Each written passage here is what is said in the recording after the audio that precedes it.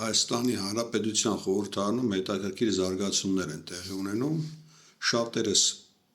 կենտրոնանում ենք էմոցիոնալ բաղադրիչի վրա, ով հայոյեց, ոնց հայոյեց, ինչի են ջղաձգվել, այսպես ասած, ամեն մեկ իր մեկնաբանությունները բնականա կարող է ունենալ, իշխանություն ունի իր վարկածը, ընդդիմադիրներն ունեն իրենց վարկածը բնականա։ Ես չեմ ուզում անդրադառնալ ոչ այն վարկածին, մեկ այլ ուրիշ բանի վրա եմ ուզում ուշադրությունը հրավիրել ինձ լսողների։ Ընդհանրապես մարդկանց հանցագործության մեջ մեղադրել կարելի է բացառապես, այսինքն մարդուն ճիշտ հանցագործ անվանել, որ իսկ ապօրինի ճանապարհով գույքին տիրանալը, այն էլ առանձնապես խոշոր չափի գույքի, խոսքը գնում է Հայաստանի Հանրապետության եւ ընդհանրապես յուրաքանչյուր պետությունում $100 միլիոն դա առանձնապես խոշոր չափ է, նույնիսկ Միացյալ Նահանգներում։ Սա բնականաբար իր մեջ հանցակազմ է պարունակում, հետևաբար ապօրինաբար նման չափի գույքին տիրանալը դա հանցագործություն է։ Իսկ հանցագործության մեջ մարդու կարող է մեղադրել իրավապահ մարմինը համապատասխան հետաքննության փուլում, երբ որ տվյալ անձնավորությունը մեղադրյալ է իրանց մոտ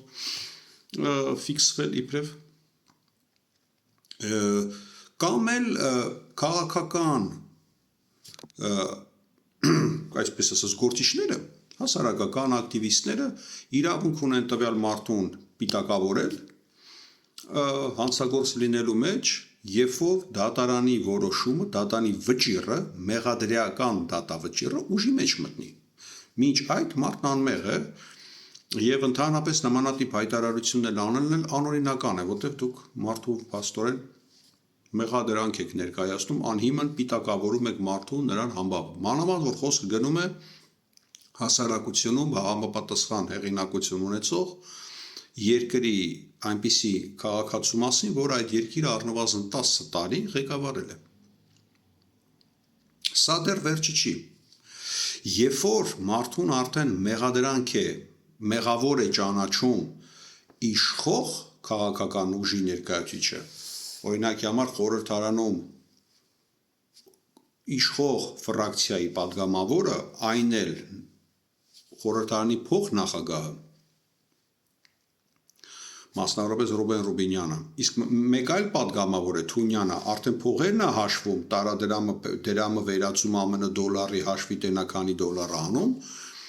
սա արդեն կարելի է իրավական տեսակետից գնահատել որպես ճնշում առաջին հերթին իրավապահ մարմինների վրա, այսինքն ուղղորդում, թե ինչպես պետք է այդպիսի քրեական գործը գնա, ընդ որում այդ ուղղորդումը արդեն հրապարակավ ազգային ժողովի ամբիոնից, համար 1 ամբիոնից հետ ուղղորդումը հնչում, ոչ թե թակ ունեն դատախազի հետ հանդիպում ասում, դավայ մի բան արա սրան դատի թող գնա, ինչպես դա արվում էր, հիշում եք 2018 թվականին համապատասխան տուշոնկի գործով, երբ որ ԱԱԾ ղեկավարը հեռախոսով նաև միացել էր, հետո խնդրում էր գոնե Խաչատուրովին մի ճնշեք, շեֆը Նիկոլ Փաշինյանն էր իրա, մի թողեք մեզ մարդը բան լինի, ազատ մնա, այն տուշոնկի հարցը կանանք լուծենք, դատենք գեներալին։ Հիմա ըստեղ արդեն հրապարակավ ամբիոնից պահանջում են դատախազին, ուղղորդում են, ինչպես նա պետքա քննությունը վարի։ Ավելին, նաև ապագա դատավորին վրա են ճնշում գործադրում, որովհետև իրենք արդեն գնահատականը տվել են։ Նա հանցագործ է, նա ապօրինաբար է գույքին տիրացել եւ արդեն հոխորտում են, որ պետքա ձև չունեք, բառացիորեն եթե չեմ սխալվում, ձև չունեք, պետքա այդ ամեն ինչը հետ տակ պետությանը։ Ինչ-ա նշանակում ձև չունեք։ Միգուցե դատարանը ճանաչի մեղավոր Ռոբերտ Սեդրակի Քոչարյանի տվյալ գործով, բայց այդ ողջ ամեն ինչը հետ գնա պետությանը, մասնակի մեղավոր ճանաչեն, իրավագիտություն ինքը պրիմիտիվ մայկատրոսիկ չի, ոնց որ դրանք են պատկերացնում աշխարհը, բանակն էլ էին տենց պատկերացնում, ներքնաշորերով եւ կլուբնիկով, որ այսօրն ընկավ բանակը պատերազմի հետևանքով։ Նույն իրավագիտությունն է, դատական նիստը, դատաքննությունը, մարդը ինչպես է այդ ընտանիքի անդամները այդ գույքին տիրացել, ինչ ճանապարհով, ես ոչ Ռոբերտ Քոչարյանի կամ նրա ընտանիքի փաստաբանը ոչ ցանկանում եմ լինել, ես հիմա ձեզ բացատրում եմ, որ նորմալ պետությունում, նորմալ բարոյական հասարակությունում իշխող խմբակցության падգամավորը, այն էլ բարձրաստիճան падգամավոր, այսինքն պաշտոնյան ազգային ժողովի փոխնախագահ իրավունք չունի հրապարակավ արդեն մեղադրանք ինքը դատախազ չէ։ Դատախազը այդ հայտարարությունն արել է, դա քաղաքական հայտարարություն է, որտեղ այն արվել է քաղաքական ամբիոնից։ Դատախազը նիստ չի հրավիրել քննիչների հետ եւ փակ դռներում ինչ-որ քննարկում արել, նա եկել է քաղաքական ամբիոնից, հայտարարություն է արել, դատախազը պատրաստվում է, նախատեսում է, այսինչ գույքը ի օգուտ պետությանը բռնագրավել, այսինչ քաղաքացուց։ Կհասնի այդ քրեական գործը դատարան, հարց է, դատարանը ինչ որոշում կընդունի, նույնպես հարց է, ընդունած որոշումը կբողոքարկվի կողմերից որևէ մեկի կողմից, դա էլ է հարց, եթե բողոքարկվի վերևի ատյանի դատարանը ինչ որոշում կընդունի, դա էլ է հարց, սես հարցերից առաջ իշխող ռեժիմը սա դիկտատուրա է, արդեն ահաբեկում է առաջին հերթին քաղաքացին Ռոբերտ Քոչարյանին, նրա տղային Լևոն Քոչարյանին, երկրորդ հերթին ահաբեկում եւ ճնշում է գործադրում արդեն իրավապահ մարմնին եւ հետագայում արդեն ենթադրյալ դատավորին, որ ինչ որոշում պետքա դուք ընդունեք։ Այս ամեն ինչը ունի նաեւ քաղաքական աստար։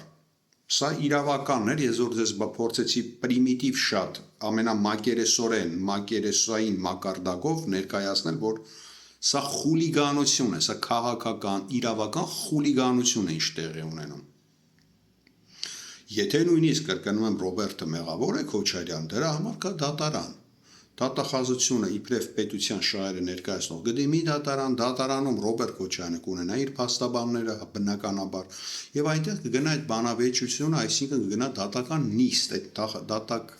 քննության արդյունքով դատարանը կընդունի որոշում։ Այս խուլիգանությունը մի կողմ դնենք, հիմա քաղաքական լկտիությանը մոտենանք։ Ես հեծանիվ չեմ հորինելու, ես ձեզ հիշեցնելու եմ ինչա տեղի ունեցել Հայաստանում, բնականաբար բոլորը լավ երևի հիշում են կամ ոմանք միգուցե մոռացել են, 2018 թվականին էլ Մանվել Գրիգորյանին կալանավորեցին ենթադրյալ Տուշոնկա գողանալու մեջ, այստեղ Վանեցյանը վկա, որ այսօր ձևականա թե ինչա անդիմությունից ամեն դեպքում, որտեղ ինքն էր այս գործը վարում ոնց որ թե ԱՑ-ն, եթե ճիշտ եմ հիշում։ Նույն ձևով հարձակվեցին Երևանի քաղաքապետի վրա, Թալանը, Մալանը եւ այլն։ Հետագայում պարզվեց, որ այն գործն է կարճվել, այս գործով էլ արդեն մահացած գեներալին չկարողացան մեղավոր ճանաչել, մինչև նրա մահն էլ այդ գործը կարճվեց։ Արցախի պատերազմի խայտառակ ավարտից հետո։ Հիշում եք, պարզվեց, որ այդ Տուշոնկի քետիկը ոչ մի կապ չի ունեցել այդ պահածոների հետ։ Բայց էֆեկտը 18 թվականին իր քաղաքական նպատակին հասավ։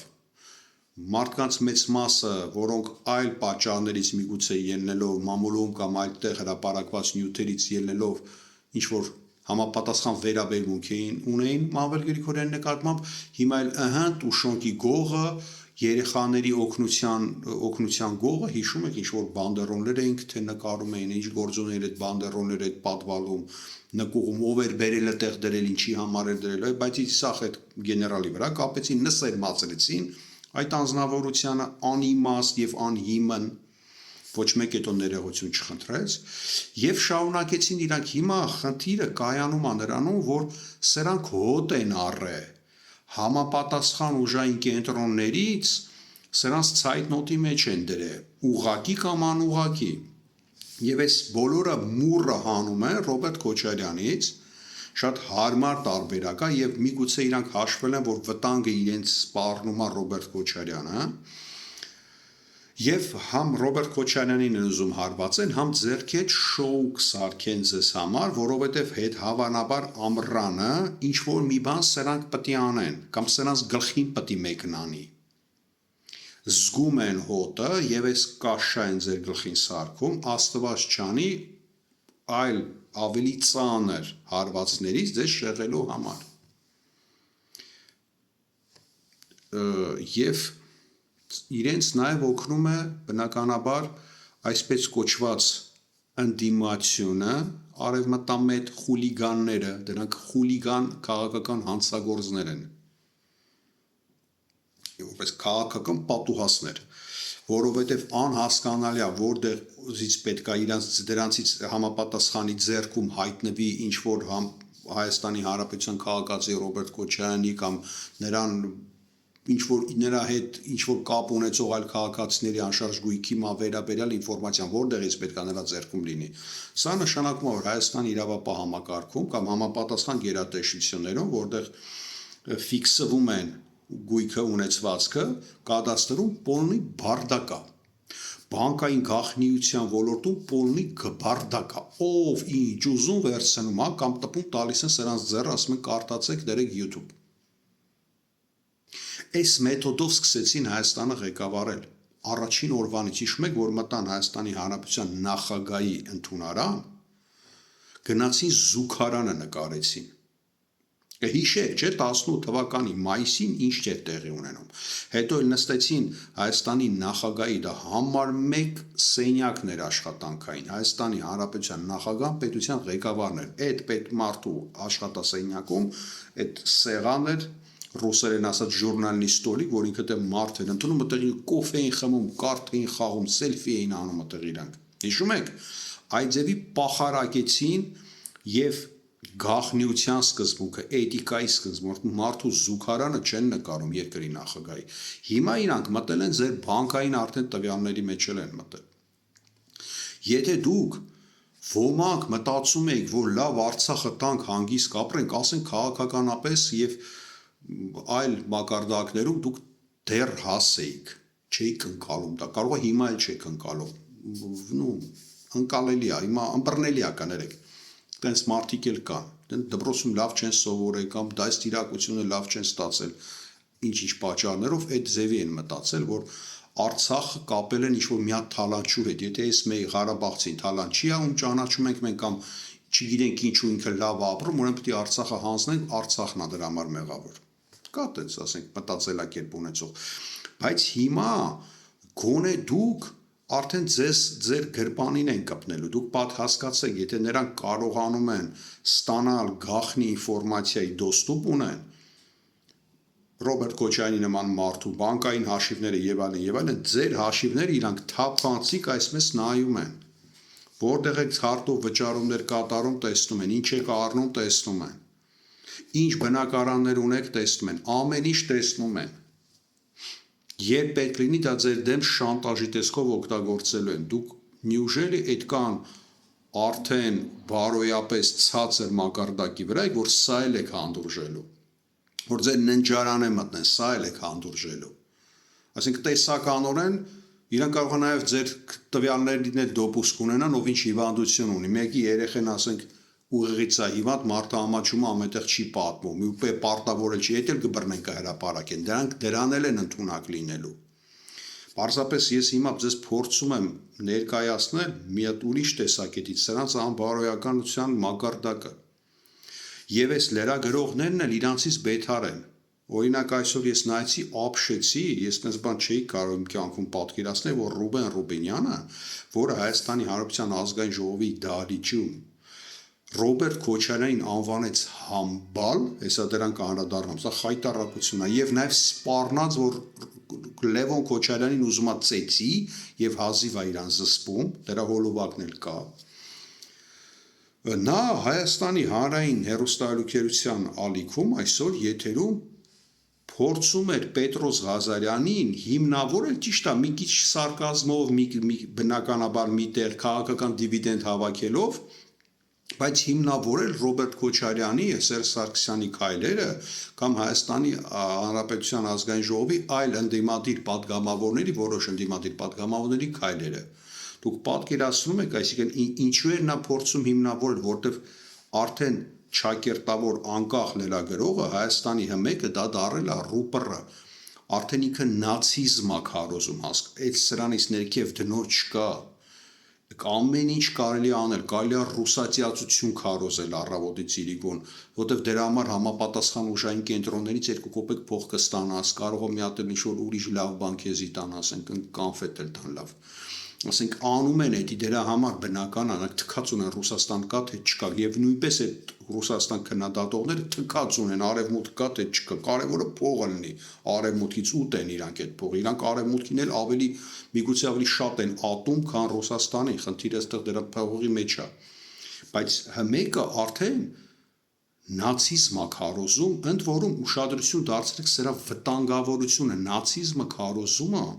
Հայաստանի Հանրապետության Պաշտպանության նախարարության համար 1 կրթօջախի ղեկավարը։ Այսինքն այն ժամանակ, երբ որ մեր բանակը մայկատրոսիկ էին իրանք սարքել ու կլուբնիկ, հիմա եւ նսերմը ասում էին դրանով բանակի գեներալին Տուշոնկի գող էին սարքել, գոնե Վանեսյան նամաչի, ինքը դրա մեջ անմիջական բան ուներ, ներգրավվածություն ուներ, մոտիվացիան ինչն է, թող ինքը հետո մի օր պատմի, եթե ցանկանա։ Այն ժամանակ նսերմը ասեցին գեներալին Տուշոնկը գողի մեջ, դպրոցական երեխեքի նվերները հումանիտար օգնությունը 4-օրյա պատերազմի զինվորներին գողության մեջ, հետո չապացուցեց ոչ մի բան, հետո բանակը մայկատրոսիկի վրա բերեցին, կլուբնիկ տարան Յանիմ զինվորը պետք է ուտի միտեղ նկարեցին Յանիմ զինվորը կլուբնիկ ավոտով, թե ինչին է կլուբնիկ պետ զինվորին, հետո էլ հիմա արդեն այդ նույն բանակի ներկայացուցիչը գնդապետի ուսադիրներով հանրային եթերում գովաբանում է ֆաշիստական, ասում է ֆաշիստական Գերմանիա չի եղել, գերմանացիներն էլ լավ տղեկ էին, եթե չհարցակվեին, հազիվ լավը հասցրեցին, հարցակվեցին, չէ Ստալինը զորքերով տալու էր գերմանացիներին անդազան անել, ստիպված էին հարցակվել, ստիպված էին մտնել, ասենք, ուկրաինական ու բելառուսական գյուղերը վառել մարդկանց, երեխեքին, կանանց մտցնել եկեղեցիները փեդից, այդ սլավոնական ժողովուրդներն եկեղեցիները հաճախ փեդից էին կառուցում գյուղերում, մտցնում էին մեջը, լցնում էին բենզինը վրան ու վառում էին, ստիպված էին արել, դե հիմա ինչ անեին, խեշ տղեկ, այդ էր մնում ասեր արդեն։ Հիմա էլ ստորացնում են, ոչնչացնում են այդ եթերից, այդ անբարոյական անձնավորությունը թմբլիկը այնքան էր այսօր այդ տաղավարում հարցակվում Ռոբերտ Քոչարյանի վրա, Սերժ Սարգսյանի վրա, արդեն Թաքուի Թովմասյան, չէ՞ ճիշտ եմ հիշում, այդ падգամավորի վրա, որից Ռուբենյանը սկսեց Թաքուի Թովմասյան պաշտպանել արդեն։ Ռոբերտ Քոչարյանի գործողությունների ինչ-որ տրամաբանություն բացատրել, պատկերացնում եք, ասինքն ինչ մակարդակ այս ամեն ինչը, որ իրար գումարում եք, դառնում է եւ ձեր, ինչ դուք նայում եք, ձեր ռուպերը Գեբելսն է, դա արդեն իմ համար Գեբելսն է։ Այդ բանը, այդ Պետրոսը, դա Գեբելսն է ձեր։ Եվ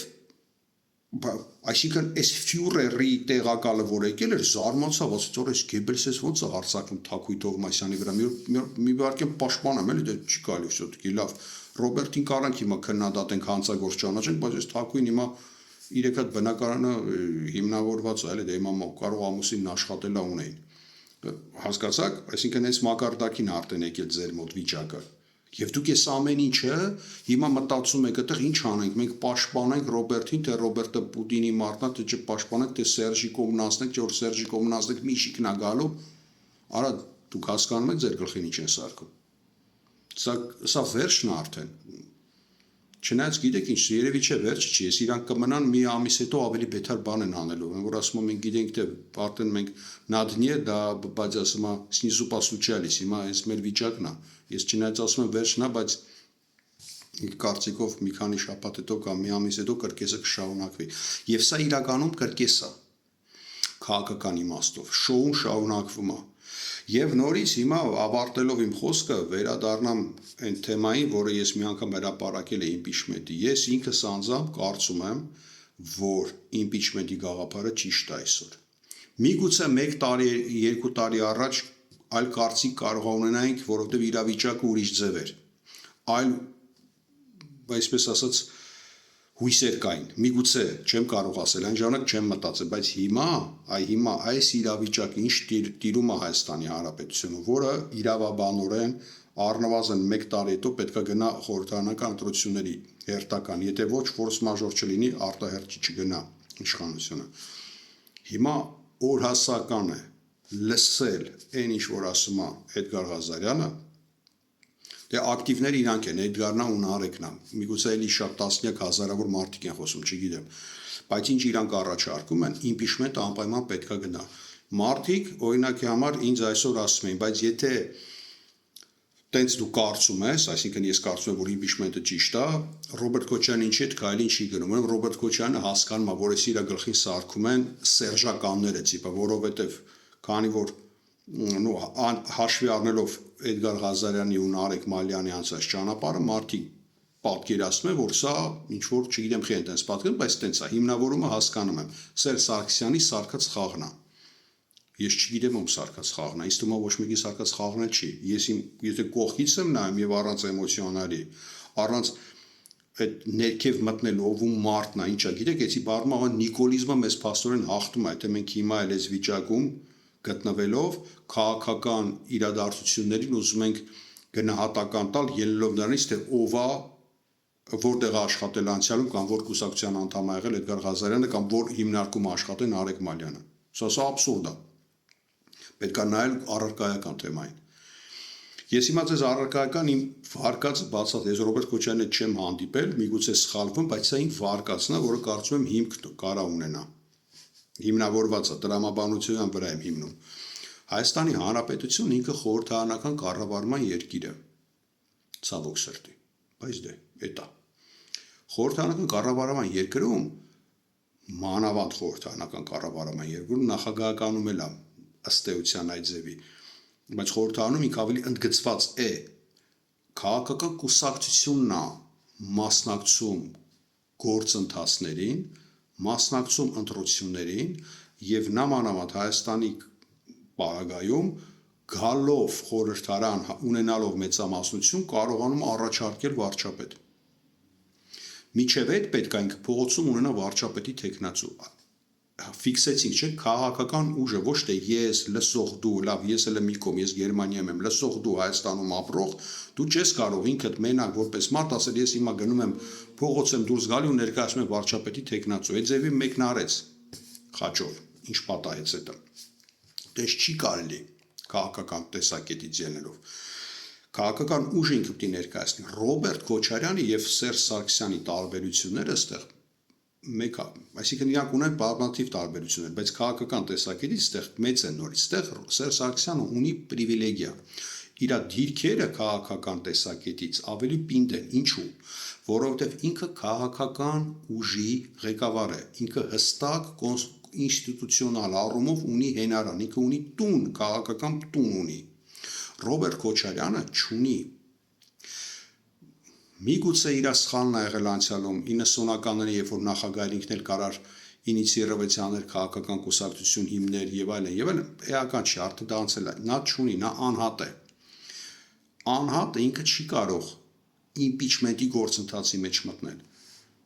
Սերժ Սարգսյանը կարող է անմիջականորեն չէ,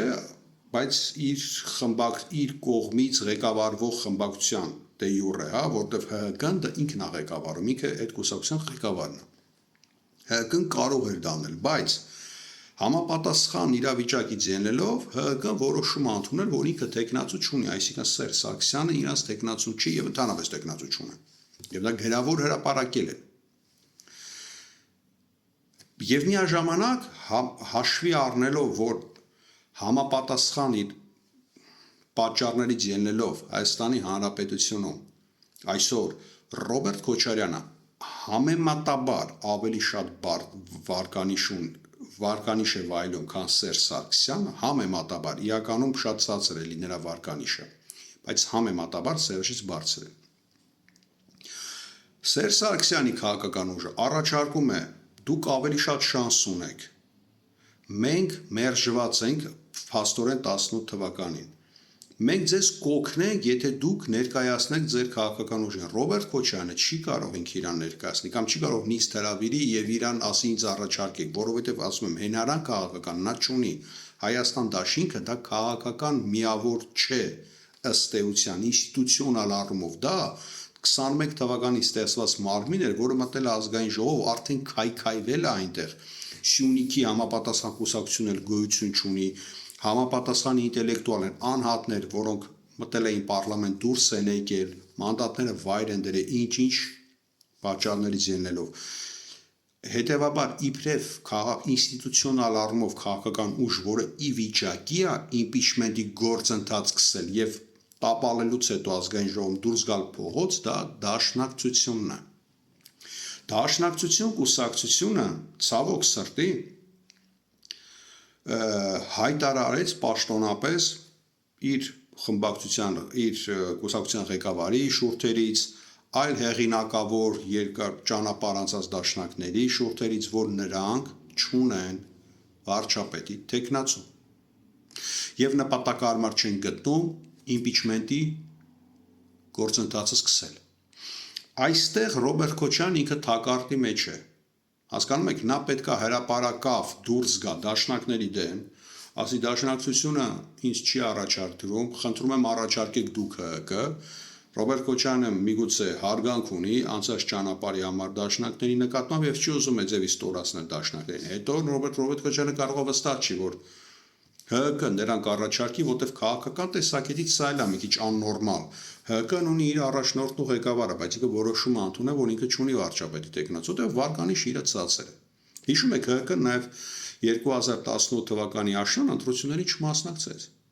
Իմ կարծիքով շատ ճիշտ որոշում ընդունեց։ Այդ պահին նրանց Վարկանիշը այնքան ցածր էր, որ անիմաստ էր մասնակցել 0.0% կամ 1% հավաքել խայտարակել, լավ էր չմասնակցել։ 21 թվականին էլ եթե հիշեք, էլի չէին ցանկանում մասնակցել, ասացին ստիպված ենք մտնում գործընթացի մեջ, որովհետև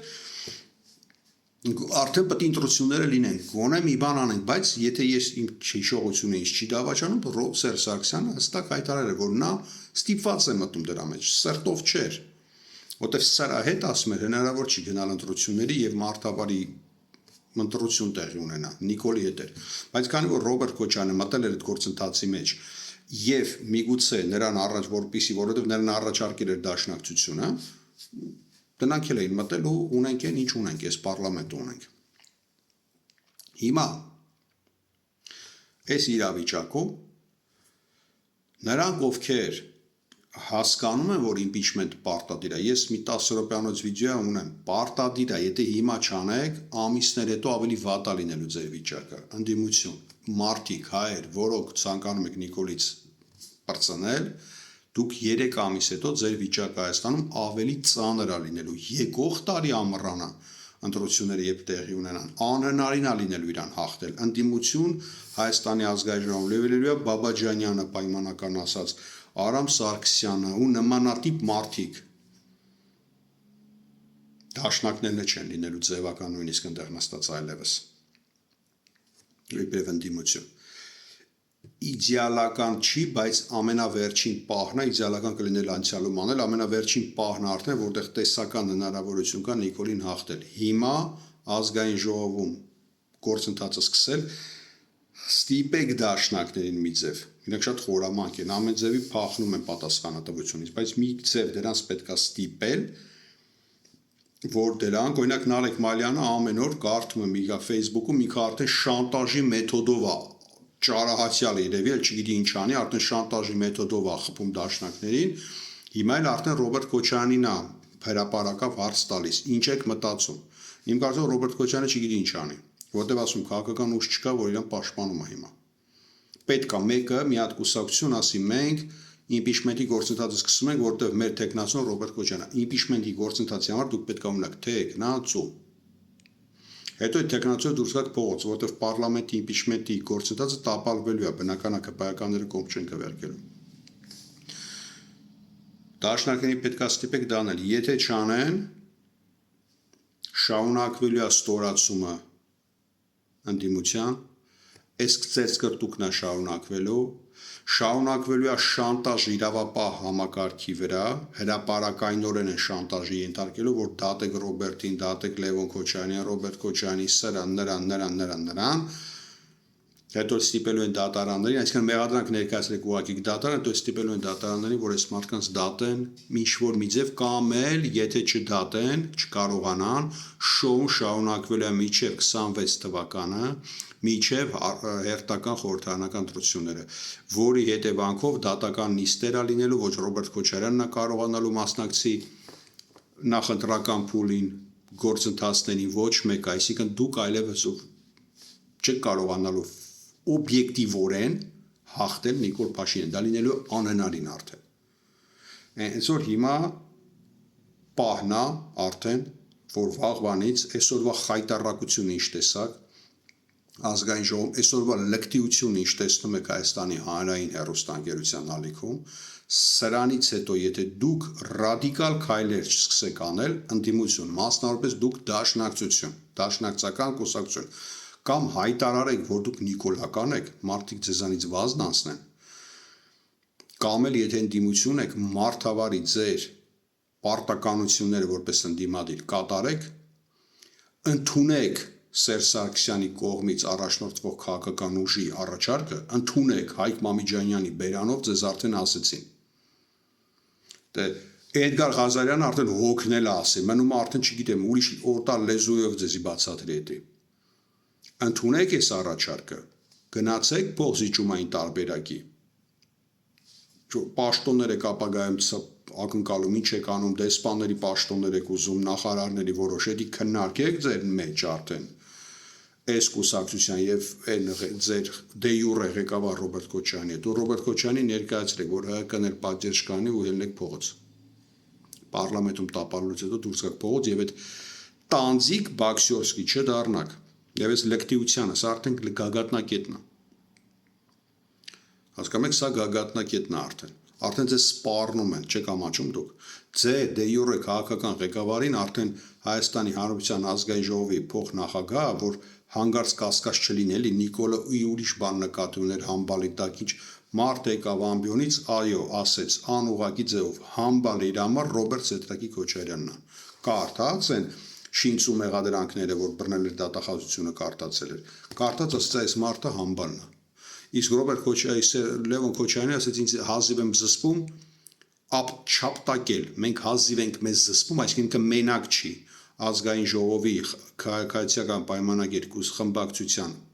մի քանի անդամ, առնվազն 2, որտեղ մենք Ռուբինյանը ասենք մենք ասում, մենակ ինքը չի էլի կային, ցանկանում են եւ հազիվ են իրան զսպում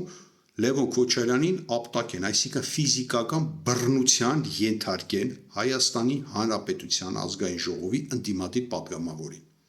Նրա համար, որ նա կարծիք ունի, որը իրենց դուրը չի գալիս։ Սա արդեն, որ ասում է վերջին զանգն է, սա արդեն կարմիր քարտ է։ Պետք է մի բան մտածեք անեք։ Շնորհակալություն։